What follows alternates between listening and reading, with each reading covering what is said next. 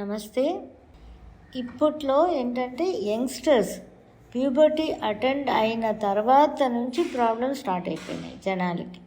ఎందుకంటే ఆడపిల్లలకి puberty attend అయిన తర్వాత నుంచే 2 monthsకి ఒకసారి పీరియడ్స్ రావడం, లేకపోతే కంటిన్యూగా పీరియడ్స్ వస్తూ ఉండడం, బ్లీడింగ్ ఆగకపోవడం, లేకపోతే 2 monthsకి ఒకసారి, లేకపోతే 15 daysకి ఒకసారి. కొంతమంది చూశాను 10 daysకి ఒకసారి, 10 daysకి 3 రోజులు, మళ్ళీ 10 daysకి అలా వస్తూ ఉండడం.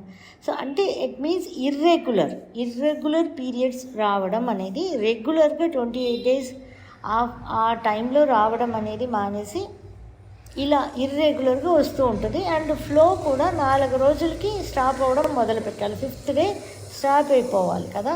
సో అలా లేకుండా వస్తే స్పాటింగ్ మాత్రం కనబడడం, అస్సలు బ్లీడింగ్ లేదు. ఇలా యూట్రస్ రిలేటెడ్ ప్రాబ్లంతో చిన్నపిల్లల దగ్గర నుంచి పెద్దవాళ్ళ దాకా బాధపడుతూనే ఉన్నారు. దీనికి ఎన్నో రెమెడీస్ వాడుతున్నా ఆ టైం బీయింగ్ ఉంటుంది, మళ్ళీ ఏదో ఒకటి వచ్చేస్తూ ఉంటుంది. దీనికి ఏంటంటే ఎనర్జీ లెవెల్ లోపం అసలు మెయిన్ రీజన్. ఎనర్జీ లెవెల్ బాగా చేసుకోవాలి. మనం ఎనర్జీ లెవెల్ బాగా చేసుకొని మనం చెప్పే టిప్స్ వాడినప్పుడు బాగా ఫలితం ఉంటుంది. నేను ఎనర్జీ లెవెల్ బాగా చేసుకోవడానికి నేను పల్స్ బ్యాలెన్సింగ్ నాకు చాలా దూరం రాలేను అనే వాళ్ళకి మన సిద్ధగురు గారు ఒక టిప్స్ ఇచ్చారు. ఆల్రెడీ దానిమ్మ పండు ఎలా జ్యూస్ తీసుకోవాలి అన్నది ఆల్రెడీ పెట్టాము.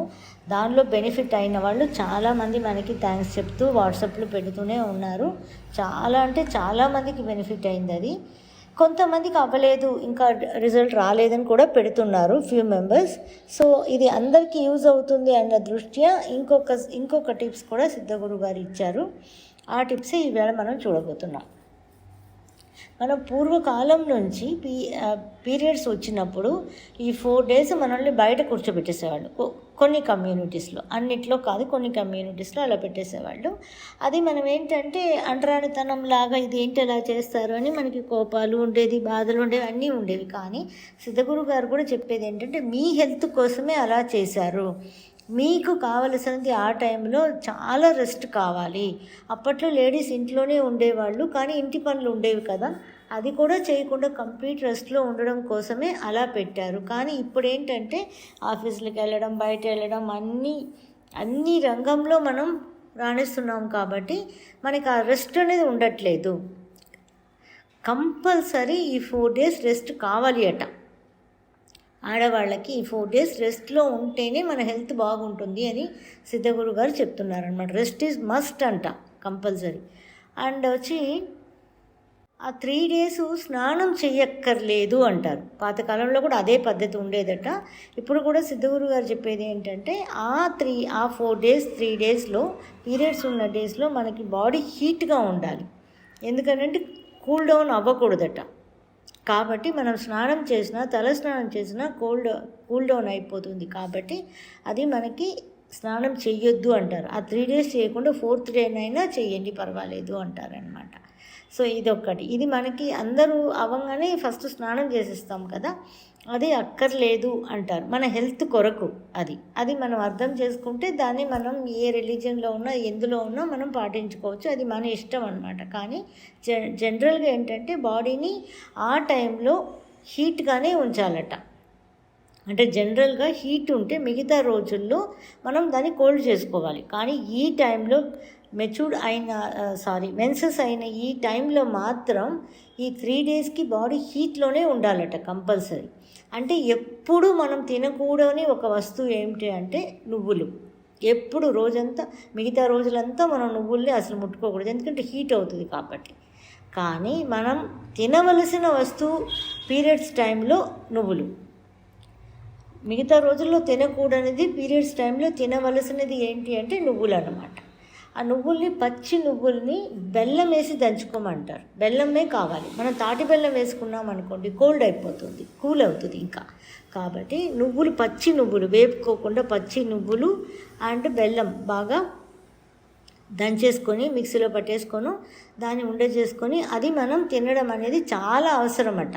ఇంకా పైనాపిల్ ఏదైతే హీట్ చేస్తుందో మనకి బాడీలో ఆ ఐటమ్ ఈ 3-4 days మనం కంపల్సరీ తీసుకోవాలి. అప్పుడే లోపల ఉన్నవన్నీ కూడా డెడ్ ఎగ్స్ అన్నీ ఉంటాయి కదా, అవన్నీ కూడా బయట రావడానికి బ్లీడింగ్ లాగా వచ్చేస్తుంది కదా మనకి. అది బయటికి రావాలి అంటే ఈ హీట్ ప్రొడ్యూస్ అవ్వాలట, కంపల్సరీ హీట్ ప్రొడ్యూస్ అవ్వాలి అంట. ఓకే, సో మనం మామూలు రోజుల్లో తినకూడనిది పీరియడ్స్ టైంలో తినవలసినవి హీట్ అయిన ఐటమ్స్. ఓకేనా. సో ఇప్పుడు మళ్ళీ నెక్స్ట్ ఇంకొకటి ఏంటంటే, మనం పాతకాలంలో కూడా రావి చెట్టుని రావి చెట్టు చుట్టూ తిరిగితే మనకి పిల్లలు పుడతారని ఒక కాన్సెప్ట్ ఉండేది.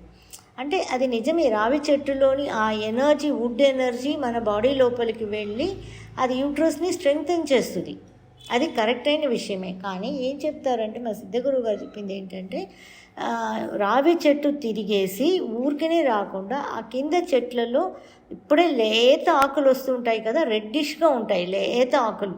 ఆ లేత ఆకు ఒకటే ఒక ఆకు బాగా నవిలి తినేసేసి వాటర్ తాగండి. రావి చెట్టు తిరిగినప్పుడల్లా ఈ పిల్లల కోసము, ఈ పీరియడ్స్ ప్రాబ్లంలో ఉన్నవాళ్ళు, ఇలాంటి వాళ్ళు, యూట్రస్ రిలేటెడ్ ప్రాబ్లం ఉన్నవాళ్ళు ఇది వారం కూడా తినొచ్చు. లేదు 3 రోజులు కంటిన్యూగా తినొచ్చు, 5 రోజులు కంటిన్యూగా తినొచ్చు.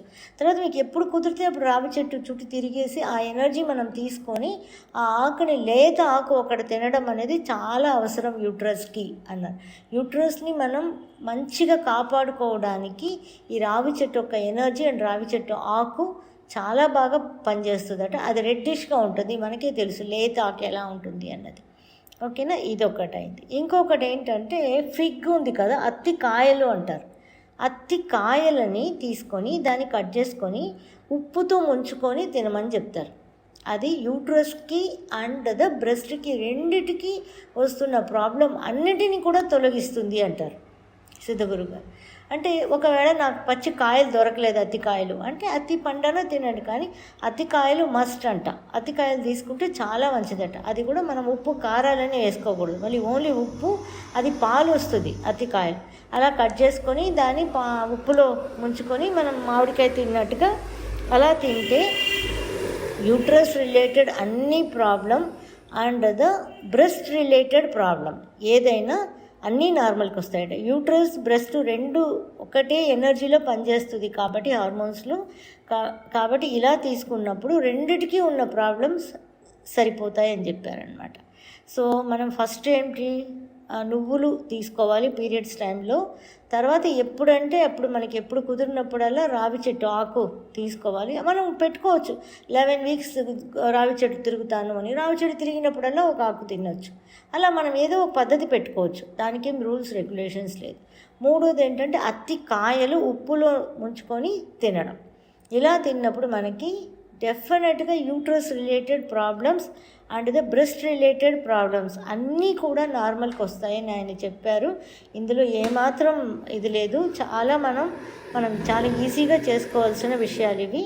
చేసుకొని మీకు వచ్చిన బెనిఫిట్స్ని మనకి కమెంట్స్లో తెలియచేయండి. Thank you for watching. Video కనుక మీకు నచ్చినట్టయితే లైక్ చేయండి, షేర్ చేయండి, కమెంట్ చేయండి, సబ్స్క్రైబ్ చేయండి అండ్ బెల్ ఐకాన్ ప్రెస్ చేసుకోండి so that you don't miss any of our videos.